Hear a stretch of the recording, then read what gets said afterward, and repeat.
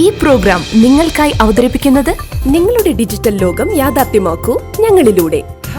ജില്ലയിലെ ഏറ്റവും വലിയ ഗൃഹോപകരണ വിതരണ ശൃംഖല ഹൈ റേഞ്ച് ഹോം അപ്ലയൻസസ്. പപ്പ, ഈ ക്രിസ്മസിന് ഓൾ ഫാമിലിക്കും ഗിഫ്റ്റ് കൊടുക്കണം. ഇതാണ് എന്റെ ലിസ്റ്റ്. അപ്പൂപ്പനൊരു M&N TV, ബില്ലിമ്മയ്ക്കൊരു അടിപൊളി ഗ്രൈൻഡർ, ചേട്ടായിക്കൊരു സ്മാർട്ട് ഫോൺ, ചിന്നുവാവിക്കൊരു കുട്ടി ഹെഡ്ഫോൺ, അമ്മ ചേച്ചിക്കൊരു ലാപ്ടോപ്പ്. വാടി മോളെ. ഏറ്റവും മികച്ച ബ്രാൻഡുകൾ, ഏറ്റവും മികച്ച ഓഫറുകൾ, ആകർഷകരമായ ഫിനാൻസ് സ്കീം, എന്തും എന്തിനോടും എക്സ്ചേഞ്ച് ഓഫർ, 75% വരെ വിലക്കുറവ്, ഡെബിറ്റ് ക്രെഡിറ്റ് കാർഡ് 20% വരെ ക്യാഷ് ബാക്ക്. ഈ ക്രിസ്മസിന് ഗൃഹോപകരണങ്ങൾ വീട്ടിൽ കൊണ്ടുപോകൂ. മറ്റാർക്കും നൽകാനാവാത്ത വിലക്കുറവിലും ഓഫറുകളിലും. ഏവർക്കും ഹൈ റേഞ്ച് ഹോം അപ്ലയൻസിന്റെ ക്രിസ്മസ് ന്യൂ ഇയർ ആശംസകൾ. ഏറ്റവും പുതിയ കളക്ഷൻസ് ഏറ്റവും കുറഞ്ഞ വിലയിൽ. High range home appliances.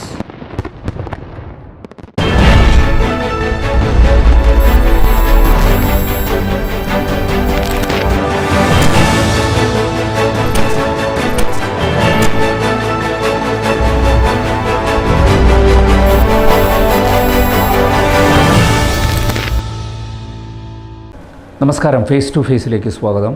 Face to ഫേസിൽ ഇന്നത്തെ അതിഥി CPIM ഇടുക്കി ജില്ലാ സെക്രട്ടറി CV വർഗീസാണ്. നമസ്കാരം.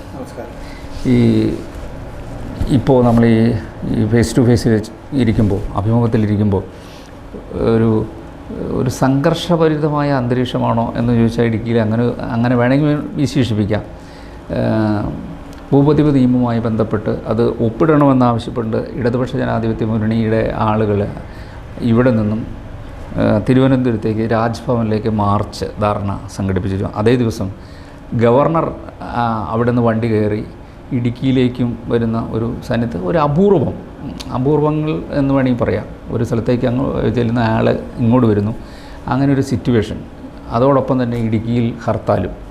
എന്താ ഇടതുപക്ഷം ഇവിടെ നടത്താൻ ആഗ്രഹിക്കുന്നത്?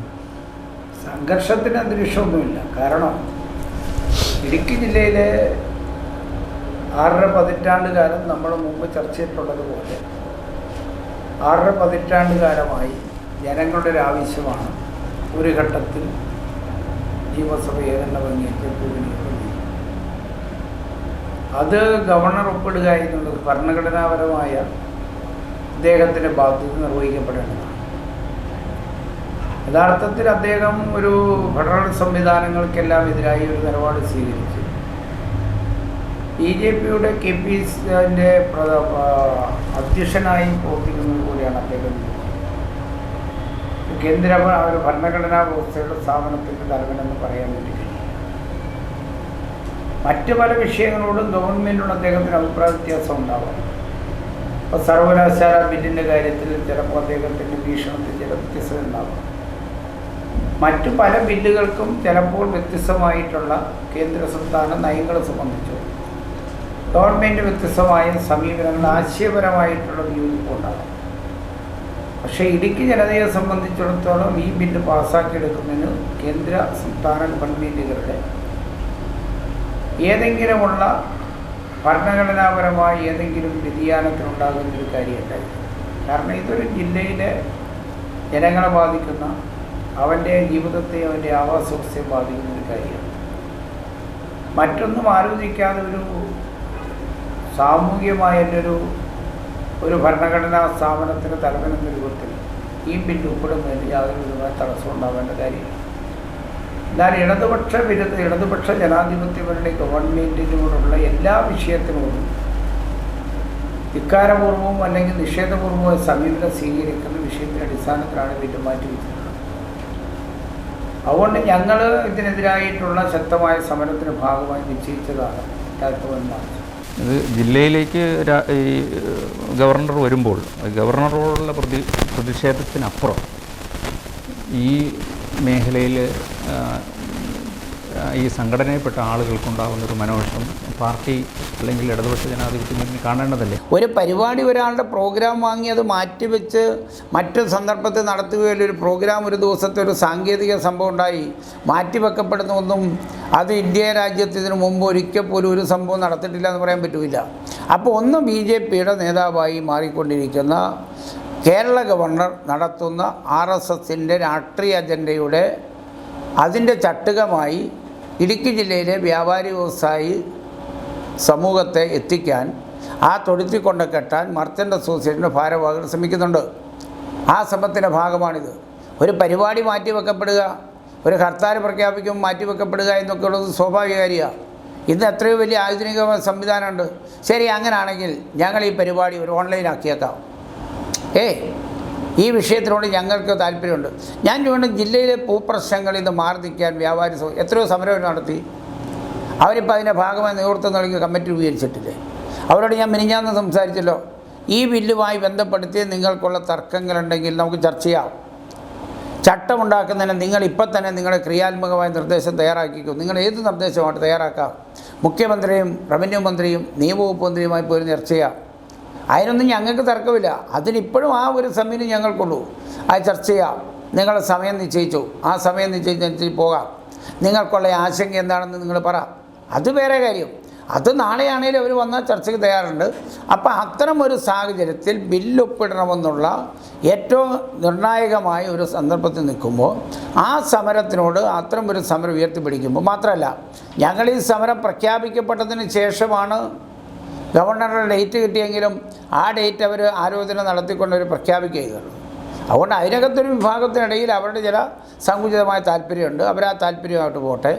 ഞങ്ങൾ ആ കാര്യത്തിൽ നിലപാട് ഞങ്ങളിപ്പോൾ അതുകൊണ്ട് അവരുടെ പരിപാടി മാറ്റിവെക്കാൻ ഞങ്ങൾ ആവശ്യപ്പെടുന്നില്ല. ഞങ്ങൾ കൃത്യമായും ഗവർണറുടെ ധിക്കാരപൂർവമായ നിലപാടിനെതിരായിട്ട് തന്നെയാണ് ഈ രൂപത്തിൽ ശക്തമായൊരു സമരം കുറേ കൂടെ തീക്ഷ്ണമാക്കി സമരം എന്ന് ഉദ്ദേശിച്ചു. ഞങ്ങൾ രാജ്ഭവൻ്റെ മുമ്പിലേക്ക് മാർച്ച് നടത്താൻ തീരുമാനിച്ചു. ആ മാർച്ച് നടത്തി ഒരു ജില്ലയിലെ ജനത ചെല്ലുന്ന അതേ ദിവസം ആ ജില്ലയിലേക്ക് തന്നെ നിങ്ങളൊക്കെ അവിടെ വന്നാലും എനിക്കൊന്നും നിങ്ങളൊരു ജനഹിതത്തെ ഞാൻ അല്ലെങ്കിൽ ഒരു ജനവികാരത്തെ മാനിക്കുന്നില്ല. എനിക്ക് എൻ്റെ അനുസരിച്ച് തീരുമാനമെന്ന് പറഞ്ഞാൽ ഒരു ഭരണഘടനാ സ്ഥാപനത്തിന് അധിപൻ ഒരിക്കലും സ്വീകരിക്കാൻ പാടില്ലാത്ത അങ്ങേയറ്റം ധിക്കാരപൂർവ്വ നിലപാടാണ് ഗവർണർ സ്വീകരിക്കുന്നത്. ആ ഗവർണറുടെ നിലപാടിനെതിരായി ധിക്കാരപൂർവ്വത്തിനെതിരായി കുറേ കൂടെ ശക്തമായ സമരം ഉയർത്തിക്കൊണ്ടുവന്ന് ഞങ്ങൾ തീരുമാനിച്ച് ആ സമരത്തിൻ്റെ ഭാഗമായി എടുത്തിട്ടുള്ളൂ. ഹൈക്കോടതിയുടെ വിധി പ്രകാരം 15 ദിവസം മുമ്പ് അറിയിക്കണമെന്നാണ് സർക്കാർ. എന്തുകൊണ്ട് ആ മാനദണ്ഡം? അതൊക്കെ വരട്ടെ. സമരം പ്രഖ്യാപിക്കുമ്പോൾ ചില സന്ദർഭങ്ങളിൽ ബഹുമാനപ്പെട്ട ഹൈക്കോടതിയുടെ ചില നിർദ്ദേശങ്ങളൊക്കെ ചിലപ്പോൾ അതിരിക്കും. ഒരു സമരത്തിൻ്റെ ആവശ്യകതയാണ് പ്രശ്നം, മനസ്സിലായില്ലേ? അതിൻ്റെ അടിസ്ഥാനത്തിൽ നിലപാട് സ്വീകരിക്കും. രാജ്യത്തെ നിയമത്തെ അനുസരിച്ച് നിയമത്തിന് വിധേയമായിട്ടാണ് സമരം നടത്തുന്നത്. അതിൻ്റെ പുറകിരുന്ന് സമരം സമാധാനപരമായിരിക്കണമെന്ന് ഹൈക്കോടതി പറഞ്ഞിട്ടുള്ളൂ. ഞാനിപ്പോൾ തങ്കത്തിനോട് ചോദിക്കട്ടെ, ഈ ഓണം, ഈ ക്രിസ്മസ് മുതൽ ഈ ന്യൂ ഇയർ വരെ ഏതാണ്ട് 7 ദിവസത്തിനുള്ളിൽ 2.5 ലക്ഷം ആളുകൾ ഈ ജില്ലയിൽ ടൂറിസം കേന്ദ്രത്തിൽ വന്നുപോയി. പോയല്ലോ, 2.5 ലക്ഷം ആളുകൾ നിങ്ങൾ തന്നെ റിപ്പോർട്ട് ചെയ്തല്ലോ. ആ 2.5 ലക്ഷം ആളുകൾ ഈ ജില്ലയിൽ വന്ന് ഇറങ്ങിപ്പോയിട്ട് ഈ ജില്ലയിൽ അതിൻ്റെ ഒരു സാമൂഹിക വികാസം ഉണ്ടാകുന്ന പ്രധാനപ്പെട്ട കാര്യം എന്താ? നമ്മുടെ ജില്ലയിലേക്ക് ടൂറിസ്റ്റുകൾ വരുന്നില്ല. ഇപ്പം എങ്ങനെയാണ്? ഭക്ഷണം ഉണ്ടാക്കി ടൂറിസ്റ്റ് വണ്ടിയെ വന്ന് വഴിയിൽ എവിടെ നിന്ന് ഭക്ഷണം കഴിച്ച് വൈകുന്നേരം അവർ തിരിച്ചു പോവുകയാണോ? ആണോ? അവർക്ക് എന്തുകൊണ്ട് അവരങ്ങനെ പോകുന്നു? ഇവിടെ വന്നാൽ താമസിച്ച് പോകാൻ. ഞാൻ പറയാം, പോകുന്നില്ല. ഇപ്പം ഞാൻ പറയട്ടെ, ഇവിടെ ഇപ്പോൾ ടൂറിസം സാധ്യത ഉണ്ടാക്കിയാൽ മൂന്നാർ, തേക്കടി, രാമക്കൽമേട്, പരുന്തുംപാറ, വാഗമണ്ണ്, ഇടുക്കി 5 കേന്ദ്രങ്ങളിൽ ടൂറിസം ഡെസ്റ്റിനേഷനാക്കി തീരുമാനിക്കുന്ന ഈ 5 കേന്ദ്രങ്ങൾ ഒരാളിപ്പോൾ ഇടുക്കി ജില്ലയിൽ വന്നാൽ, ഒരു ടൂറിസം ടീം വന്നാൽ, പാക്കേജ് വന്നാൽ, ഒരു 5 ദിവസം ഈ ജില്ലയിൽ നിന്ന് വ്യത്യസ്തമായ മേഖലകളിൽ ടൂറിസം കണ്ടുപോകാനുള്ള ഒട്ടേറെ മേഖലകളുടെ ഒട്ടേറെ സവിശേഷതയുണ്ട്. ഇപ്പം മൂന്നാറിൽ വരുന്നവർ മൂന്നാർ വന്ന് തിരിച്ചു പോവുക. എന്താ? മൂന്നാറിൽ നിന്ന് തിരിച്ചു പോയ തേക്കടിയിൽ എത്തിയാൽ അന്നവനുള്ള താമസം ഉറപ്പില്ല. തേക്കടി വരുന്നവർ തേക്കടിയിൽ നിന്ന് തിരിച്ചു പോവുക. വാഗമണ്ണിൽ നിന്ന് വരുന്നവർ വാഗമണ്ണിൽ നിന്ന് തിരിച്ചു പോവുക. ഇടുക്കി വരുന്നവർ ഇടുക്കിയിൽ നിന്ന് തിരിച്ചു പോവുക. എന്തുകൊണ്ടാണ് പോണേ? അങ്ങനെ പോകുന്നതിൻ്റെ കാര്യം, അവർക്കാർക്ക് ഇവിടെ വന്ന് ഒരു ഫാമിലിയായി വന്നാൽ ഒരു ദിവസം താമസിക്കാൻ ആവശ്യമായ ഒരു ബസ്സിനോ 2 ബസ്സിനോ വന്നാൽ ഒന്നിച്ച് താമസിക്കാൻ പറ്റുന്ന സംവിധാനം അപൂർവമായിട്ടുണ്ട്. ചിലപ്പോൾ മൂന്നാർ കാണും, ഇല്ലെങ്കിൽ ഏതെങ്കിലും ഒരു പ്രദേശത്ത്, ഇപ്പോൾ വാഗമണ്ണൊന്നും രക്ഷയില്ല, ഞാൻ കഴിഞ്ഞ ദിവസം പോയി കണ്ടതാണ്. അപ്പോൾ അങ്ങനെ ഒരു സാഹചര്യം ഉള്ളപ്പോൾ ഈ ഭൂവിനിയോഗ ചട്ട നിയമം ഭേദഗതി വരുത്തി ഇവിടെ ചട്ടമുണ്ടാക്കി ഇവിടെ ആളുകളുടെ സമീപനം സ്വീകരിച്ചുകൊണ്ട് ടൂറിസത്തെ സംരക്ഷിക്കപ്പെടണമെന്ന് ഇടുക്കി ജില്ലയുടെ വികാസം. നിങ്ങൾ മിനിഞ്ഞാന്ന് കണ്ടല്ലോ, ഇന്നലെ മിനിഞ്ഞാന്ന് വ്യവസായ വകുപ്പ് 1 ലക്ഷം തൊഴിൽ സാധ്യത ഉപയോഗപ്പെടുത്തി സംരംഭങ്ങൾ ആരംഭിച്ചിരിക്കുക. ഇടുക്കി ജില്ലയിൽ ഒരെണ്ണമില്ല. എന്താ ഇല്ലാത്ത? ഒരെണ്ണം ആരംഭിക്കാൻ കഴിയുന്നില്ല. എന്താ കാര്യം? സ്റ്റാർട്ടപ്പുകൾ ആരംഭിച്ച് വ്യവസായ വകുപ്പ് തുടങ്ങിയ ഒരു പദ്ധതി 1 ലക്ഷം ചെറുപ്പക്കാർക്ക് ജോലി ഉണ്ടാകുന്നു. ഇടുക്കി ജില്ലയിലില്ല. എന്താ വ്യാപാരി വ്യവസായ സമിതിയെ ചിന്തിക്കാത്തത്? ആ ചിന്തിക്കാതെ തന്നെ ആ 1 ലക്ഷം ആളുകൾക്ക് ജോലി കിട്ടുമ്പോൾ ഇടുക്കി ജില്ല ആ ഭൂപടത്തിൽ നിന്ന് ആ സംരംഭത്തിൽ നിന്ന് പുറകോട്ട്. എന്താ കാര്യം? ഇവിടെ നിർമ്മാണ നിരോധനം തന്നെയാണ് പ്രശ്നം. അപ്പോൾ ആ നിർമ്മാണ നിരോധനം മാറണമെങ്കിൽ ഈ ബില്ല് പാസ്സാക്കി ചട്ടം എങ്ങനെയും വരട്ടെന്ന്. നിയമം വന്നതിന് ശേഷം, ഗവർണർ ഒപ്പിട്ടതിന് ശേഷം ചട്ടം എങ്ങനെയും വരട്ടെ, വരുന്നതിൻ്റെ അടിസ്ഥാനത്തിൽ എടുക്കണം. മൂന്നാമത്തെ പ്രശ്നം പുതിയ വേണ്ട. ഇപ്പം ഇത്രയും കാലം ഇവിടെ ഏലം ഉണക്കുന്നതിന് വേണ്ടി വിറക് ഉപയോഗിക്കായിരുന്നു. ഇനി അത് ഉപയോഗിക്കാൻ പാടില്ല എന്ന് പറഞ്ഞ് ഒരു പരിസ്ഥിതി സംഘടന ഇപ്പോൾ കേസ് കൊടുത്ത് നടത്തുവാണോ? എവിടേക്കാണ് ജില്ല പോകുന്നത്? ഈ ജില്ലയിൽ അങ്ങനെ പോകുന്ന സാഹചര്യങ്ങൾ ഉണ്ടാകുമ്പോൾ വ്യാപാരി വ്യവസായികളും രാഷ്ട്രീയ നേതൃത്വവും എല്ലാവരും ഒന്ന് ചെന്ന് ഇടുക്കിക്കാർക്ക് ബാധിക്കാൻ ഇടുക്കിക്കാർ മാത്രമേ ഉള്ളൂ എന്നുള്ള വെച്ചിട്ട് വാദിക്കാൻ തയ്യാറാവണം. അത് ബാധിക്കാൻ നിലപാട് സ്വീകരിച്ചില്ലെങ്കിൽ നമ്മൾ ഈ ജില്ലയുണ്ടല്ലോ ഇരുളടഞ്ഞതാവും. വരുന്ന തലമുറ നമ്മളെ കുറ്റപ്പെടുത്തുമെന്ന്. നിങ്ങളെ ഒരു ഘട്ടത്തിൽ ഇവിടെ ഇന്ന് നമ്മൾ പറയുമ്പോൾ ഈ ഭൂമിയിലേക്ക് കുടിയേറി വന്ന കൃഷിക്കാരൻ്റെ പൈതൃകമാണ് നമ്മൾ പറയുന്നത്. കുടിയേറ്റക്കാരൻ്റെ മക്കളാണെന്ന് പൈതൃകം പറയുന്നത്. അന്ന് അവരിവിടെ വന്ന് നമുക്ക് അന്നത്തെ സാഹചര്യം പണ്ടും വീണ്ടും അവരുണ്ടാക്കി തന്നെങ്കിൽ ഇന്ന് അതെല്ലാം വിട്ടൊഴിഞ്ഞ് പോകേണ്ട ഒരു അന്തരീക്ഷത്തേക്ക് ഇടുക്കി ജില്ല എത്തിക്കൊണ്ടിരിക്കുമ്പോൾ അതിനെതിരായിട്ടുള്ള പ്രവർത്തനം നടത്തുമ്പോൾ, അതിനെതിരായി സമരം നടത്തുമ്പോൾ, അതിനെതിരായി പ്രക്ഷോഭം ഉയർന്നു വരുമ്പോൾ ആ പ്രക്ഷോഭത്തെയും സമരത്തെയും അതിനെ വേറെ വ്യാഖ്യാനം നടത്തി തള്ളിക്കളയാതെ എല്ലാവരും ഒത്തുനിന്നുകൊണ്ട് നിൽക്കണം. സമരത്തെ 2 രൂപത്തിൽ പിന്തുണയ്ക്കാം. ഒന്ന് എതിർക്കാം, മറ്റൊന്ന് വേണമെങ്കിൽ മാനസികമായി പിന്തുണയ്ക്കാം. ആ മാനസികമായി പിന്തുണയ്ക്കാനുള്ള മനോഭാവം ഇടുക്കി ജില്ലയിലെ മർച്ചൻ്റ് അസോസിയേഷൻ നേതൃത്വം സ്വീകരിച്ചിട്ടില്ല. അത് സ്വീകരിച്ചിട്ടില്ല എന്നുള്ളത് തന്നെ അത് അവർക്ക് മനോവിഷം ഉണ്ടാക്കേണ്ടത് അതേ ഉണ്ടാവുള്ളൂ. അല്ല പരിപാടി നടത്തിയില്ല എന്നവർക്ക് മനോവിഷം ഉണ്ടാകും. ഇതിലൊരു പ്രശ്നം എന്ന് വെച്ച് കഴിഞ്ഞാൽ ഭൗതിക തലത്തിലുള്ള ഈ നിയമപരമായ വിഷയത്തിലുള്ള 2 വ്യത്യസ്ത ധ്രുവങ്ങളിൽ ചിന്തിക്കുന്ന, ഞാൻ മനസ്സിലാക്കുന്നതാണ്, വ്യത്യസ്ത ധ്രുവങ്ങളിൽ ചിന്തിക്കുന്ന 2 വിഭാഗങ്ങളായിട്ട് ഇടുക്കി ജില്ലയിലെ ആളുകൾ മാറി എന്നുള്ളതാണ് ഒന്നാമത്തെ. ഇടതുപക്ഷ ജനാധിപത്യ മുന്നണി പറയുന്ന 140 MLA-മാരും എല്ലാം ചേർന്ന് ഒപ്പുവെച്ച ഒരു ബില്ലിൻ്റെ അകത്ത് നിയമപ്രശ്നമുണ്ടെന്ന് മറ്റൊരു വിഭാഗം ചൂണ്ടിക്കാണിക്കുന്നു. ഇതാണ് വസ്തുത. ഇതിൻ്റെ ഒരു ബേസിക് വിഷയം എന്ന് പറയാം.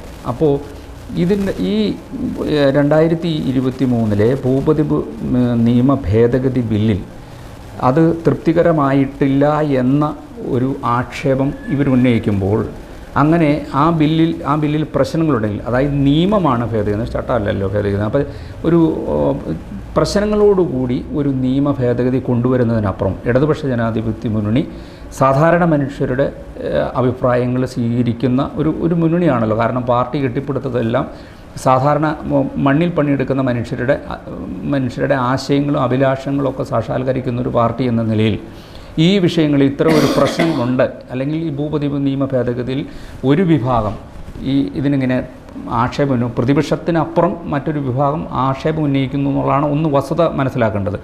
അങ്ങനെ ഒരു പ്രശ്നമുണ്ടെങ്കിൽ അത് പുനഃപരിശോധിക്കുന്നതിന് എന്താണ് ഇടതുപക്ഷ ജനാധിപത്യത്തിൻ്റെ പ്രശ്നം? ആർക്കാതെ പുനഃപരിശോധിക്കുന്നത്? ആര് പറഞ്ഞു? പുനഃപരിശോധിക്കാനോ നിയമസഭ ഞാനത് അങ്ങനത്തെ പറഞ്ഞു. ഒന്നല്ല, കേരള നിയമസഭ ഏകകണ്ഠമായി പെട്ടെന്നുണ്ടായ ഒരു സുപ്രഭാതത്തിലുണ്ടായതല്ല ബില്ല്. നിയമസഭയെ ബില്ല് അവതരിപ്പിച്ചു, സെലക്ട് കമ്മിറ്റിക്ക് വിട്ടു. എല്ലാ നിയമങ്ങളും ഉണ്ടാക്കുന്നതിൻ്റെ അതിന് വേറെ ഏതെങ്കിലും വ്യതിചലിച്ചൊരു ബില്ലാണോ? ഇതല്ലല്ലോ. നിയമസഭയിൽ ബില്ല് അവതരിപ്പിച്ചു, സെലക്ട് കമ്മിറ്റിക്ക് വിട്ടു, സെലക്ട് കമ്മിറ്റി ചർച്ച ചെയ്തു. ആ ചർച്ചയുടെ അടിസ്ഥാനത്തിൽ നിയമസഭ ബില്ല് വന്നു. കോൺഗ്രസിൻ്റെ MLA-മാരുൾപ്പെടെയുള്ള പ്രതിപക്ഷ നേതാവ് ഉൾപ്പെടെയുള്ള ഏത് ഭൂപ്രശ്നത്തെ സംബന്ധിച്ചും വളരെ സൂക്ഷ്മമായി പരിശോധിക്കുകയും അതനുസരിച്ച് സുപ്രീം കോടതി വരെ കേസ് നടത്തുമ്പോഴുള്ള നിലപാട് സ്വീകരിക്കുന്ന മാത്യു കുഴനാടൻ ഉൾപ്പെടെയുള്ള നിയമജ്ഞന്മാർ നിയമസഭയിൽ ഇരിക്കുമ്പോഴാണ് ഈ ബില്ല് ഏകണ്ഠമായി അംഗീകരിക്കുന്നത്. ചർച്ചയില്ലാതെ വെറുതെ കൊണ്ടുവന്നിട്ട് ബില്ല് അംഗീകരിക്കുകയല്ലല്ലോ ചെയ്തത്. എല്ലാവർക്കും പറയാനുള്ളത് കേട്ടതിന് ശേഷം വോട്ടിനിട്ടാണല്ലോ ബില്ല് പാസ്സാക്കിയത്. അങ്ങനെ പാസ്സാക്കുമ്പോൾ 140 MLA-മാർ ഒന്നിച്ച് കൈമുക്കുകയാണല്ലോ ചെയ്തത്. അങ്ങനെ ഏകണ്ഠമായി പാസ്സാക്കുമ്പോൾ ആ ബില്ല് പാസ്സാക്കിയതിന് ശേഷം ആ നിയമം പാസ്സാക്കിയതിന് ശേഷം ആ ബില്ലിന് പിന്നെ ദുർവ്യാഖ്യാനം നടത്തുമെന്ന് പറഞ്ഞാൽ അവരുൾപ്പെടെ ദുർവ്യാഖ്യാനം നടത്തുന്ന രാഷ്ട്രീയമാണ്. ആ രാഷ്ട്രീയ താല്പര്യം ഈ വിഷയത്തിനകത്ത് ഞങ്ങൾക്കില്ല. ആ രാഷ്ട്രീയം എന്ന് പറഞ്ഞാൽ ഇടതുപക്ഷ ജനാധിപത്യ മുന്നണി ഈ ബില്ല് പാസ്സാക്കി പ്രതിപക്ഷത്തിന് വിടൂ. ഞാൻ പറയട്ടെ, അതിനർത്ഥമായിട്ടുണ്ടെങ്കിൽ പിന്നെ ഇവിടെ ആശയം ഉന്നയിക്കപ്പെടുന്നവരോട് ബില്ല് അവതരിക്കപ്പെടുന്നതിന് മുമ്പായി ചർച്ച ചെയ്തല്ലോ. ഗവർണർ ഒപ്പിട്ടതിന് ശേഷമാണ് ഒരു ചട്ടം ഉണ്ടാകുന്നത്. ആ ചട്ടം ഉണ്ടാകുമ്പോൾ ഏത് ആശങ്ക ഉണ്ടെങ്കിലും പരിഹരിക്കപ്പെടാമെന്ന് മുഖ്യമന്ത്രിയും റവന്യൂ മന്ത്രിയും നിങ്ങൾക്ക് ആർക്ക് വേണം ചർച്ച ചെയ്യാം. ഈ ആശങ്ക പഠിക്കുന്നവരൊക്കെ ഞാൻ ചോദിക്കട്ടെ, ശരി ഇന്ന ആശങ്ക ഞങ്ങൾക്കുണ്ട്, ഞങ്ങൾക്ക് ഇന്ന സംശയങ്ങൾ ദൂരീകരണമുണ്ട് എന്ന് ഇതിലെ നടന്ന് പറയുന്നല്ലാതെ ഏതെങ്കിലും സംഘടന ബന്ധപ്പെട്ട ആളുകളോട് പോയി സംസാരിച്ചിട്ടുണ്ടോ? മുഖ്യമന്ത്രിയെ കാണാൻ ശ്രമിച്ചിട്ടുണ്ടോ? റവന്യൂ മന്ത്രിയെ കാണാൻ ശ്രമിച്ചിട്ടുണ്ടോ? ഇല്ലല്ലോ. പിന്നെ ഇവിടെ നവകേരള സദസ്സുമായി ബന്ധപ്പെട്ട ജനകീയ സദസ്സിൽ വന്നപ്പോൾ അവിടെ വ്യാപാരി വ്യവസായി സമിതിയുടെ ആളുകൾ ഈ വിഷയം ഉന്നയിച്ചല്ലോ, അവിടെ ചർച്ച ചെയ്തല്ലോ. ഇടുക്കി ജില്ലയിൽ 350ഓളം വരുന്ന ആളുകൾ വ്യത്യസ്തമായ മേഖലയിലുള്ള ആളുകൾ പങ്കെടുത്തല്ലോ. ആ പങ്കെടുത്ത ആളുകൾ ആരും വ്യാപാരി വ്യവസായി സമിതിയുടെയും മർച്ചൻ്റ് സമിതികൾ ഉൾപ്പെടെ ഇവിടെ ആക്ഷേപം ഉന്നയിക്കപ്പെട്ട ആളുകളെല്ലാം അവിടെ പങ്കെടുത്തപ്പോഴും എത്രയും വേഗം ഭൂവിനിയോഗ നിയമം നടപ്പാക്കി ഞങ്ങളെ സംരക്ഷിക്കണമെന്ന വാദമല്ലാതെ ഈ ബില്ലിനകത്ത് ഇന്ന അപാകതയുണ്ട്, ഞാനവിടെ ആ സമയത്തവിടെ ഉണ്ടല്ലോ, സാക്ഷിയായി നിൽക്കുക, ഇന്ന അപാകത ഞങ്ങൾക്കുണ്ട്, അതിന് ഇന്ന അപാകതകൾ പരിഹരിക്കപ്പെടാൻ വേണ്ടി നിലപാടെടുക്കണം എന്ന് പറയാൻ ആരെങ്കിലും വന്നോ? ഇല്ലല്ലോ. അപ്പോൾ അതിനർത്ഥം എന്താ? അതിനർത്ഥം ഈ ബില്ല് പാസ്സാക്കുന്നതിന് പിന്നിൽ ഒരു ഇടതുപക്ഷ സ്വീകാര്യത, ഗവൺമെൻറ് സ്വീകാര്യത വർദ്ധിക്കും. അത് രാഷ്ട്രീയമാണ്. ആ രാഷ്ട്രീയ ലക്ഷ്യത്തിന് ഭാഗമായി എതിർക്കുന്നതിനപ്പുറമായി മറ്റ് യാതൊരു കാര്യവുമില്ല. അതിനല്ലാതെ അപ്പുറം പിന്നെ ഉണ്ടെങ്കിൽ പരിഹരിക്കാമെന്നേ. ഈ 2023 ഭൂപതിവ് നിയമ ഭേദഗതി ബില്ല് കുറ്റമറ്റതാണെന്ന് CPM ഇടതുപക്ഷ ജനാധിപത്യ മുന്നണിയും കരുതുന്നു. ഞങ്ങൾ നല്ലപോലെ കരുതുന്നുണ്ടോ? കുറ്റമറ്റതാണെന്ന് പറയുന്നത് ഞങ്ങൾ ആ കാര്യത്തിലൊക്കെ നന്നായി ഗ്രഹപാഠം നടത്തി ഞങ്ങൾക്ക് പറയാനുള്ള അഭിപ്രായങ്ങളെല്ലാം പറഞ്ഞിട്ടുണ്ട്. നിയമജ്ഞന്മാരുമായി ചർച്ച ചെയ്തിട്ടുണ്ട്. അതുപോലെ തന്നെ നിയമവിധേയമായി ചർച്ച ചെയ്തിട്ടുണ്ട്. ഞങ്ങൾ അഡ്വക്കേറ്റ് ജനറലുമായി പോയി സംസാരിച്ചിട്ടുണ്ട്. അതുപോലെ തന്നെ മറ്റു പല നിയമവിദഗ്ധന്മാരുമായി ചർച്ച ചെയ്തിട്ടുണ്ട്. നന്നായി ആശയവിനിമയം നടത്തിയിട്ടുണ്ട്. നന്നായി ഗ്രഹപാഠം നടത്തിയിട്ടുണ്ട്. ആ ബില്ലിൻ്റെ കരട് വരുമ്പോൾ വളരെ കൃത്യമായ പരിശോധനകൾ നടത്തിയിട്ടുണ്ട്. ആ കരട് പ്രസിദ്ധീകരിക്കുമ്പോൾ ആ കരടെടുത്ത് വെച്ച് വളരെ കൃത്യതയോടുള്ള പരിശോധന നടത്തിയിട്ടുണ്ട്. സെലക്ട് കമ്മിറ്റിക്ക് വിട്ടതിൻ്റെ അടിസ്ഥാനത്തിൽ പരിശോധന നടത്തിയിട്ടുണ്ട്. അതുകൊണ്ട് ഈ ബില്ല് വരേണ്ടത് അനിവാര്യമാണ് എന്നുള്ളത് കൊണ്ട് തന്നെയാണ്. അതിനകത്ത് മറ്റൊരു കാര്യം, ചട്ടം ഉണ്ടാക്കണമെന്ന് പറയുന്നു.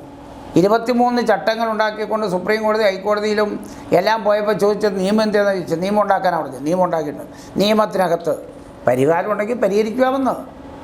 അതുകൊണ്ട് അതിനകത്ത് കാര്യമില്ല. ഇപ്പോൾ ഇന്നലെ ഡി കുര്യാക്കോസ് ഈ ബില്ലിനെ എതിർക്കുന്നു.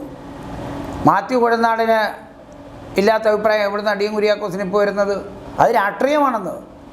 ഏത് വിഷയത്തെയും സങ്കുചിതമായ രാഷ്ട്രീയത്തെ കാഴ്ചപ്പാടോട് കാണണ്ട. ഞങ്ങളുടെ അഭിപ്രായം ഇടുക്കി ജില്ലയിലെ കോൺഗ്രസിനും കമ്മ്യൂണിസ്റ്റിനും CPMനും CPIക്കും കേരള കോൺഗ്രസിനും മാത്രമല്ല ഒരു രാഷ്ട്രീയമില്ലാത്ത ഇടുക്കി ജില്ലയിലെ മനുഷ്യനെ സംബന്ധിച്ചിടത്തോളം ഇന്ന് ജീവിക്കുന്നത് പോലെ പോകാൻ കഴിയില്ല. അന്യനായി കഴിയാൻ വഴിയില്ല ഈ മണ്ണിൽ. അവൻ നിൽക്കണമെങ്കിൽ അവനതിന് അടിസ്ഥാനപരമായ നിയമം ഉണ്ടാവണം. ആ നിയമപരിരക്ഷ അവന് കിട്ടണം. ആ നിയമപരിരക്ഷ കിട്ടുന്നതിന് വേണ്ടി നിലപാടെടുക്കണം. പിന്നെന്താ, ഈ ബില്ല് ഇപ്പോൾ പാസ്സാക്കിയതിന് ശേഷം ഇതിനു മുമ്പ് വരാത്ത പല നിയമങ്ങളും ചോദ്യം ചെയ്യപ്പെട്ട് ഇടുക്കിയിലെ ഭൂപ്രശ്നം സംബന്ധിച്ച് കോടതി പോയിട്ടുണ്ടല്ലോ. കോടതിയിലേക്ക് എന്തുകൊണ്ടാണ് ഇത് ചോദ്യം ചെയ്യപ്പെടാത്തത്? ചോദ്യപ്പെടാത്ത നിലപാടെടുക്കാത്തത് എന്തുകൊണ്ടാണ്? ഈ നിലപാടിൻ്റെ ബില്ലിനെയും കൂടെ സാധൂകരിച്ചുകൊണ്ടാണ് ബഹുമാനപ്പെട്ട ഹൈക്കോടതി തങ്കച്ചനുൾപ്പെടെ നമ്മളുൾപ്പെടെ പോയിരുന്ന് ചർച്ച ചെയ്ത പല മേഖലയ്ക്ക് ഇപ്പോൾ നിലപാട് ചെയ്യുക മാത്രമല്ല, VL റാമിൽ കുടിയിറക്കുന്ന കൃഷിക്കാരനെതിരായി നോട്ടീസ് കൊടുത്തപ്പം താമസിക്കുന്ന വീടുകൾ ഒഴിവാക്കാൻ പാടില്ല എന്ന് കേരള ഹൈക്കോടതി പറയാനിടയായിട്ടുണ്ടെങ്കിൽ അവരെ ആരെയും കുടിയിറക്കുന്നതിന് വേണ്ടി ആളുകൾ ഭൂമി നിങ്ങൾ ഏറ്റെടുക്ക്, ആരെയും കുടിയിറക്കാൻ പാടില്ല എന്ന് പറഞ്ഞിട്ടുണ്ട് എന്ന് പറഞ്ഞാൽ ഈ ബില്ല് അവതരിപ്പിക്കപ്പെട്ട് വന്നാൽ ഇടുക്കി ജില്ലയിലെ മുഴുവൻ സാധാരണക്കാരെയും പാവപ്പെട്ട ആളുകളെയും സംരക്ഷിക്കപ്പെട്ടുകൊണ്ടുള്ള ഒരു നിയമം ഉണ്ടാകുമെന്നുള്ള കാഴ്ചപ്പാട് ഒരുപക്ഷെ സുപ്രീം കോടതിക്ക് ഹൈക്കോടതിക്കുണ്ടാവാം.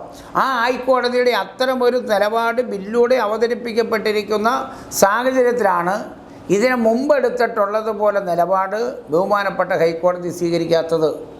ഇപ്പോൾ ഇപ്പോൾ പ്രത്യേകമായി നിൽക്കുന്നുണ്ട്, പ്രത്യേക ഡിവിഷൻ ബെഞ്ച് സ്വീകരിക്കുന്നുണ്ടല്ലോ. ബില്ല് വരുന്നതിനെ അടിസ്ഥാനപ്പെടുത്തിക്കൊണ്ടുള്ള ഒരു നിലപാട് സ്വീകരിക്കാൻ കേരള ഹൈക്കോടതി പോലും അത്തരമൊരു നിലപാട് സ്വീകരിച്ചിട്ടുണ്ടെങ്കിൽ ആ ബില്ലിൻ്റെയും വ്യവസ്ഥയുടെയും ഭാഗമായി എങ്ങനെ വരുന്നു എന്ന് ഇടുക്കി ജില്ലയിലെ ഭൂപ്രശ്നങ്ങൾ പരിഹരിക്കപ്പെടാൻ രൂപീകരിക്കപ്പെട്ട ബഹുമാനപ്പെട്ട ഹൈക്കോടതി രൂപപ്പെടുത്തിയിട്ടുള്ള പ്രത്യേക ജഡ്ജ്മെൻറ്റിനും ആ ബെഞ്ചിനും ഇതൊക്കെ സംബന്ധിച്ച് ഒരു സാമാന്യ ധാരണ അവർക്കൊക്കെ ഉണ്ടായിട്ടുണ്ടാവും. ആ ധാരണയുടെ ഒക്കെ അടിസ്ഥാനത്തിലാണ് ഇപ്പോൾ ആരെയും കുടിയിറക്കുന്നില്ലല്ലോ. നോട്ടീസ് കൊടുത്ത് വീടുണ്ടെങ്കിൽ ഇറക്കണം തീരുമാനിച്ചല്ലോ. അതെല്ലാം ഇതിൻ്റെ ഭാഗമാണെന്ന് പറഞ്ഞ് ഒരു പ്രതീക്ഷയുണ്ട്. ഇനി ഒരു പ്രതീക്ഷയില്ല, എല്ലാം കുറ്റം ഉണ്ടെങ്കിൽ ചർച്ച ചെയ്യാന്നേ, അതിനാർക്ക് തർക്കം? ഇപ്പോൾ ഇടതുപക്ഷ ജനാധിപത്യ മുന്നണി പറയുന്ന ഈ ബില്ലിൽ പ്രശ്നങ്ങളൊന്നുമില്ല എന്ന്. പക്ഷേ രാജ്ഭവൻ കഴിഞ്ഞ ദിവസം മാധ്യമങ്ങളോട് പറയുമ്പോൾ അവർ 10ഓളം കാര്യങ്ങൾ ഈ സർക്കാരിനോട് ആവശ്യപ്പെട്ടതായാണ് മനസ്സിലാക്കുന്നത്. മാധ്യമങ്ങളോട് ഗവർണർ സംസാരിക്കുമ്പോഴല്ലോ.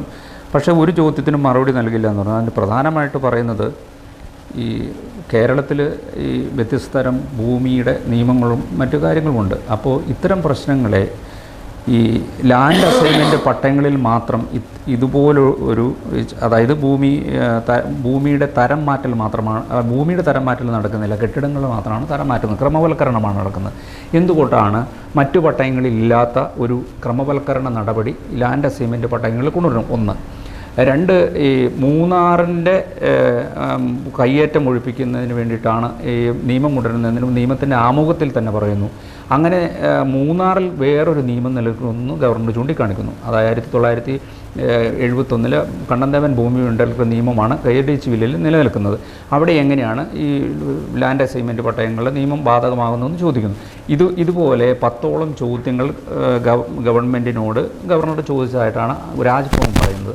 അങ്ങനെയാണെങ്കിൽ ഈ ചോദ്യങ്ങളുടെ ഈ 10ഓളം കാര്യങ്ങളുടെ വിശദീകരണം വളരെ സിമ്പിളായിട്ട് കൊടുത്താൽ അദ്ദേഹം ഒപ്പിടുമെന്നും അദ്ദേഹം പറയുന്നു, അസന്നിഗ്ധമായിട്ട് പറയുന്നു. തിരുവനന്തപുരത്ത് 5 ദിവസം മുമ്പ് പറഞ്ഞിട്ടുണ്ട്. ഞാൻ കേട്ടില്ലല്ലോ. സാമാന്യം രാവിലെ 4 പത്രം വായിക്കുന്ന ആളാ ഞാൻ. പത്രത്തിൽ വന്നോ ഇല്ലെന്ന് എനിക്ക് അറിഞ്ഞൂടാ. അത് ഗവർണർ പറഞ്ഞിട്ടുണ്ട്. ഗവർണർ പറയുന്നുള്ളത് കൊണ്ട് തന്നെ ഗവർണർ പറയുന്നെല്ലാം എല്ലാ ദിവസവും ശ്രദ്ധിക്കുന്ന അല്ല. അത് ഞാൻ ചോദിക്കട്ടെ, അങ്ങനെ ഗവർണർ പറഞ്ഞിട്ടില്ലെങ്കിൽ അല്ല പറയട്ടെ, ഗവർണർ പറഞ്ഞിട്ടില്ല. ഗവർണർ ഇപ്പം സർവകലാശാലയുടെ ബില്ലെല്ലാം പിടിച്ചു വെച്ചിരുന്നത് എന്തുകൊണ്ടാണ്? വിശദീകരണം കൊടുക്കാനാണോ? സുപ്രീം കോടതി സംസ്ഥാന ഗവൺമെന്റ് പോയപ്പോഴാണ് അല്ല അങ്ങനെ വിശദീകരണം കൊടുത്തിട്ട് ഗവൺമെന്റ് അല്ല അങ്ങനെ കൊടുത്ത ബില്ല് 4 അവസാനം. അല്ല ഞാൻ ചോദിക്കുന്നത് എനിക്ക് വളരെ സിമ്പിളായിട്ട് ചോദിക്കാന്നുള്ളൂ. ഇപ്പോൾ നമ്മൾ തമ്മിലൊരു വിഷയം ഉണ്ടെങ്കിൽ എന്താ പറയണേ, ഞാനിങ്ങനെ തെളിവും എടുത്ത് കൊടുത്താൽ പോരെ? പറഞ്ഞാണല്ലോ എന്റെ പൊന്നു തകച്ച. ഞാൻ ചോദിക്കട്ടെ, ഭരണഘടനാപരമായി അദ്ദേഹം പിടിക്കപ്പെടുമെന്ന് കാണുമ്പോൾ അദ്ദേഹം ചില കാര്യം ചെയ്യും. ഇപ്പം 2 മന്ത്രിമാരെ മാറ്റി സത്യപ്രതിജ്ഞ ചെയ്യപ്പെടാതിരിക്കാൻ അദ്ദേഹത്തിന് ഒഴിവില്ല. അദ്ദേഹം വന്നു, മന്ത്രിസഭയിൽ വന്ന് നമ്മൾ കണ്ടല്ലോ, ഒപ്പിട്ടല്ലോ. മുഖ്യമന്ത്രിയുടെ മുഖത്ത് നോക്കി ചിരിക്കാതെ പോലും അങ്ങോട്ട് ആ മുഖം കൊടുക്കാതെ പോയിരുന്നൊരു ഗവർണറെ നമ്മൾ കണ്ടല്ലോ. വളരെ ശുദ്ധനായ, വളരെ വളരെ മാന്യനായ ഒരാളാണ് കേരള ഗവർണർ ആണല്ലോ. ഒരു മര്യാദയ്ക്ക് അവിടെ കയറി വരുമ്പോൾ കേരളത്തിലെ മുഖ്യമന്ത്രി അദ്ദേഹത്തെ കണ്ട് ചിരിച്ചിട്ട് അങ്ങോട്ട് ചിരിക്കാൻ മുഖം കൊടുക്കാതെ ഇങ്ങനെ ഇരിക്കുന്ന കണ്ടായിരുന്നു. ഇങ്ങനെ അങ്ങോട്ട് ഇരുന്നാണല്ലോ. സർവകലാശാല ഒപ്പിട്ടല്ലോ. ഇപ്പോൾ പുള്ളി ഇന്ന് പറഞ്ഞിട്ടുണ്ടല്ലോ, നയപ്രഖ്യാപന രേഖ വന്നാൽ ഞാൻ അവതരിപ്പിക്കാൻ വായിക്കുമെന്ന് പറഞ്ഞിട്ട് കാര്യം എന്താ? അത് വായിച്ചില്ലെങ്കിൽ അയക്കും. ഗവർണർ എന്ന രൂപത്തിൽ ഭരണഘടനാപരമായി അവിടെ ഇരിക്കപ്പെടുന്നതിന് വേറെ മേഖലയിലുള്ള ചില ചോദ്യം ഉണ്ടാവും. ആ ചോദ്യത്തിന് ഭാഗം. അതുകൊണ്ട് ആര്യം മുഹമ്മദ് ഖാൻ വന്ന കേരള ഗവർണർ പറയുന്നില്ല അങ്ങനെ പച്ചവെള്ളം പോലെ വിഴിഞ്ഞ് തങ്കത്തിനെ പോലെയുള്ള ആളുകളൊക്കെ വിശ്വാസം. ഗവൺമെന്റ് അങ്ങനെയാണെങ്കിൽ ഞങ്ങൾ ഈ വിശദീകരണം കൊടുത്തു കൊടുത്ത എത്രയോ വിശദീകരണം കൊടുത്തതിന്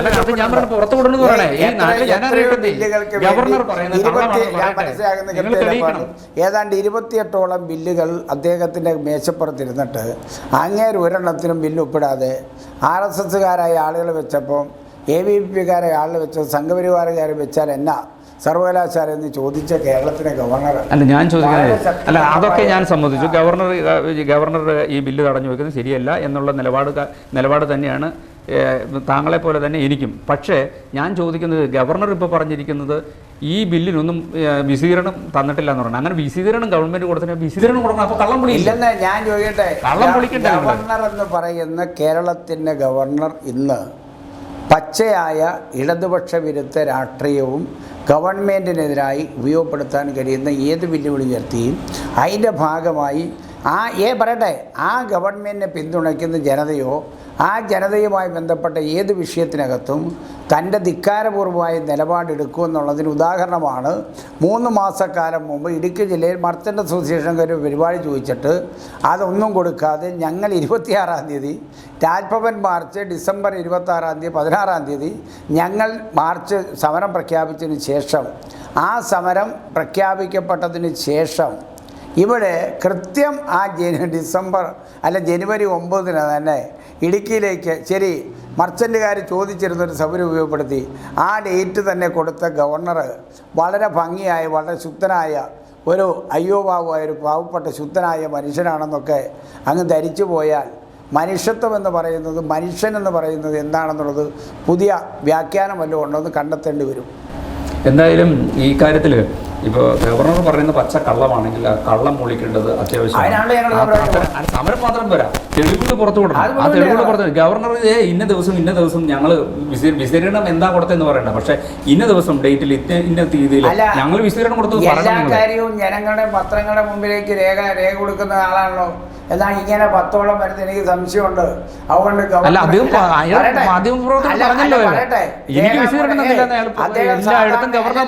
അദ്ദേഹം സാധാരണ ചെയ്യുമ്പോൾ താൻ കൊടുത്ത വിശദീകരണം ഉണ്ടെങ്കിൽ അത് മാധ്യമങ്ങളുടെ അടുത്തോട്ട് ആ നോട്ടും കൂടെ കൊണ്ടുവന്ന് നിന്നുകൊണ്ട് വിശദീകരിക്കുന്ന ആളാണല്ലോ കേരള ഗവർണർ. അല്ലാതെ ചുമ്മാ വാക്കാലല്ലോ ഇന്നെ കൊടുത്തിരിക്കുന്നു ഞാനെന്ന് പറഞ്ഞ് പറയുന്ന ആളാണല്ലോ. അങ്ങനൊന്നും പറയാത്ത ഒരു നിലപാട് സ്വീകരിച്ച് അദ്ദേഹം സ്വിമ്മിംഗ് പൂൾ ഉണ്ടാക്കിയിട്ടുണ്ടെന്നു അതൊക്കെ പറയുമ്പോൾ അതിനല്ല ഇന്ന പോലെ അത് കണക്ക് കൃത്യമായി വെറുതെ വാദാനം മാത്രമല്ല അതിന് രേഖ വെച്ച് പറയുന്ന ഗവർണറാണല്ലോ. എന്നിട്ട് ഈ കാര്യത്തിൽ ഗവർണർ ഇല്ലാതെ ഞാനിങ്ങനെ ചോദിച്ചു എന്ന് പറഞ്ഞാൽ അതൊക്കെ വെള്ളം തൊടാതെ അങ്ങ് വിഴുകാനൊന്നും ഞങ്ങളിപ്പോൾ തയ്യാറല്ല.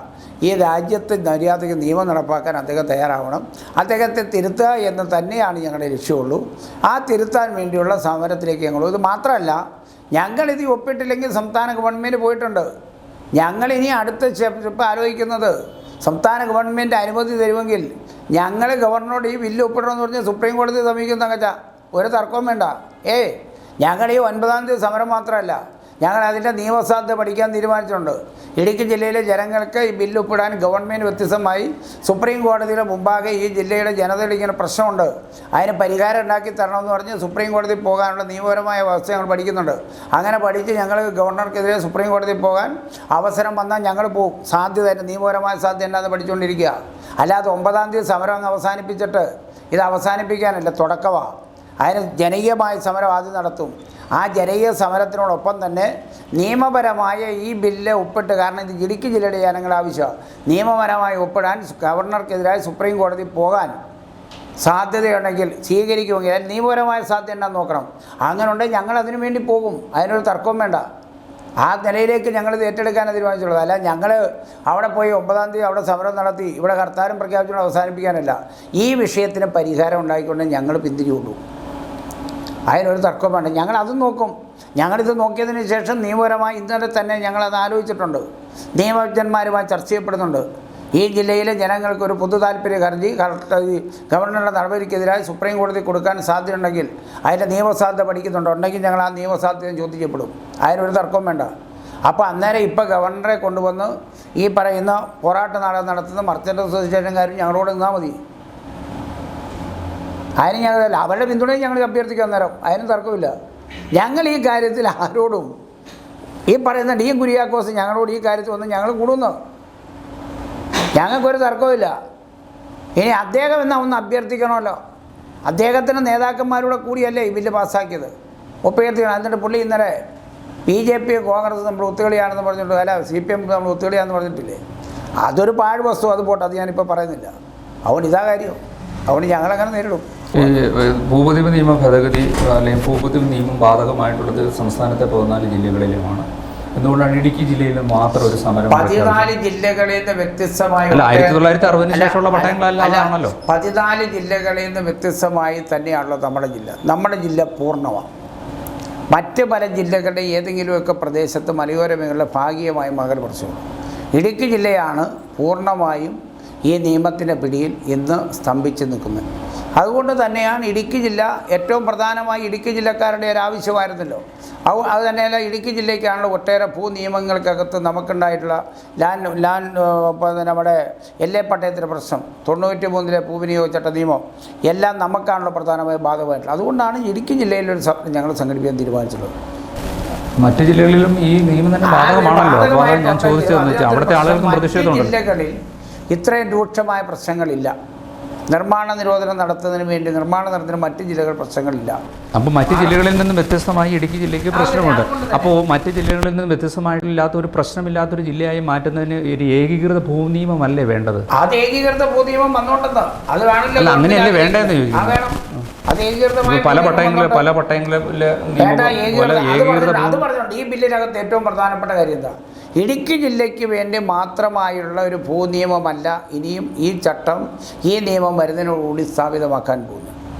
കേരളത്തിനാകെ ഇപ്പോൾ നമുക്ക് ഇടുക്കി ജില്ലയ്ക്ക് വേണ്ടി മാത്രമുള്ള കുറേ നിയമങ്ങളുണ്ട്. ആ നിയമം ബാധകമല്ല. കേരളത്തിലെ എല്ലാ ജില്ലകൾക്കുമുള്ള ഭൂവിനിയോഗ നിയമം ബാധകമാകുന്ന ബില്ലാണ് ഇപ്പോൾ അവതരിപ്പിച്ചിട്ടുള്ളത്. അതിനനുയോജ്യമായിട്ടുള്ള ചട്ടം ഉണ്ടാക്കുമെന്നാണ് ഗവൺമെൻറ് പറഞ്ഞിട്ടുള്ളത്. അപ്പോൾ പിന്നെ മറ്റ് ജില്ലകളെ ബാധിക്കുന്നതിന് ഭാഗമായി നമ്മൾ ഇന്ന് ഇടുക്കി ജില്ലക്കാരൊരു പ്രത്യേക കാറ്റഗറിയിൽപ്പെട്ടവരായി നിൽക്കേണ്ടതില്ല, കേരളത്തിൻ്റെ ഭാഗമായി നിൽക്കുമെന്നാണ് ഗവൺമെൻറ് പറഞ്ഞിട്ടുള്ളത്. ആ ഗവൺമെൻറ് നിലപാടിനോട് പിന്തുണയ്ക്കുക എന്നുള്ളത് തന്നെയാണ് ഞങ്ങളുടെ ലക്ഷ്യം. ഫേസ് ടു ഫേസിൽ ഇത്രയും നേരം നമ്മോട് സംസാരിച്ചത് CPIM ഇടുക്കി ജില്ലാ സെക്രട്ടറി CV വർഗീസാണ്. വളരെ നന്ദി. ഓക്കെ.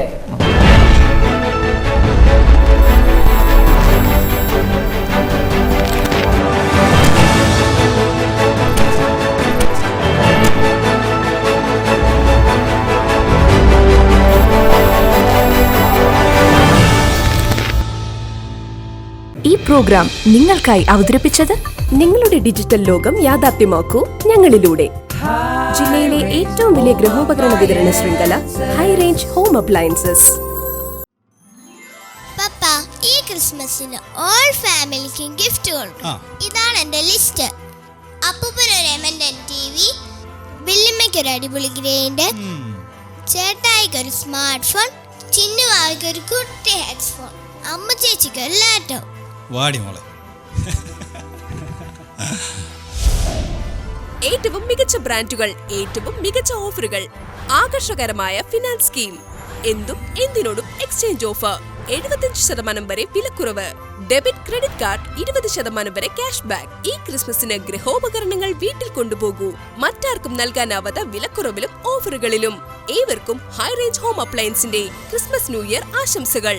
ഏറ്റവും പുതിയ കളക്ഷൻസ് ഏറ്റവും കുറഞ്ഞ വിലയിൽ. High range home appliances.